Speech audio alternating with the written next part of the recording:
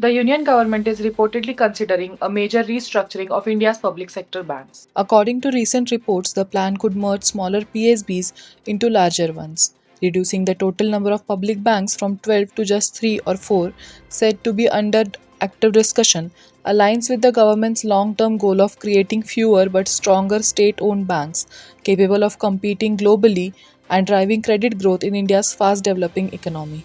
As per reports by Money Control and Outlook Business, smaller banks Like Indian Overseas Bank, Central Bank of India, UCO Bank, Punjab and Sindh Bank, and Bank of Maharashtra may be merged with larger ones such as State Bank of India, Punjab National Bank, and Bank of Baroda. This idea follows the Niti Aayog recommendation to retain only a few large PSBs while either merging or privatizing smaller ones.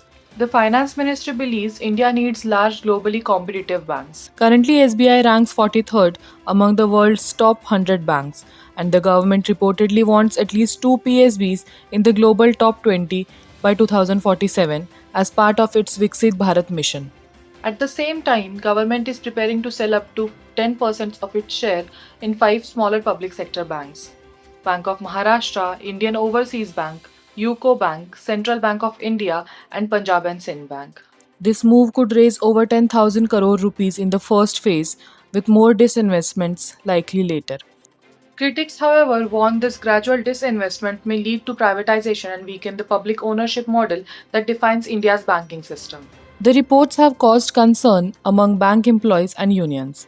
Employees' organization in Bank of Maharashtra have written to Finance Minister Nirmala Sitharaman asking for an official clarification on the merger rumors. Devidas Turzapurkar, General Secretary of the All India Bank of Maharashtra Employees Federation, told Kanal that such mergers go against the principles of financial inclusion.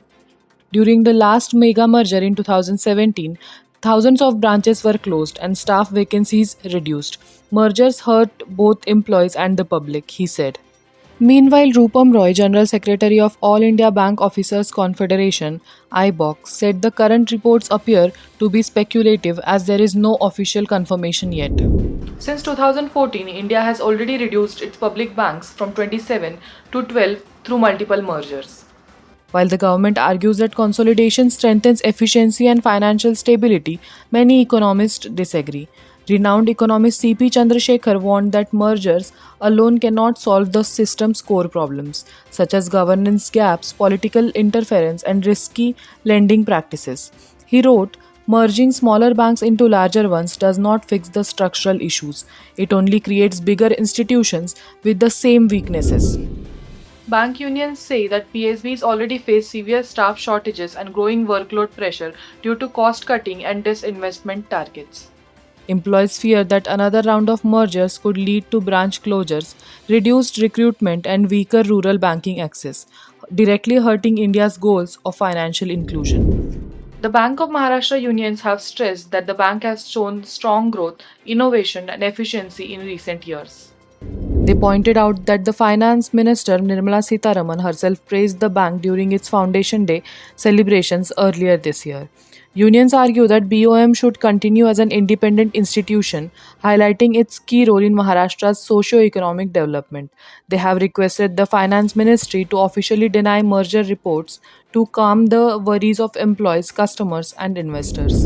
In a related development, according to various reports, the government is considering allowing foreign investors to hold up to 49% equity in public sector banks, up from the current 20% limit. The proposal being discussed between the Finance Ministry and the Reserve Bank of India aims to bring PSBs closer to private banks, where foreign ownership can go up to 74%. Officials said the government would retain majority control, at least 51%, ensuring that management and decision making remain in Indian hands. However, even if approved, the RBI is expected to retain a 10% voting limit for any single foreign investor. Experts view this as a transformative reform but caution that strong safeguards are needed to prevent any loss of national control.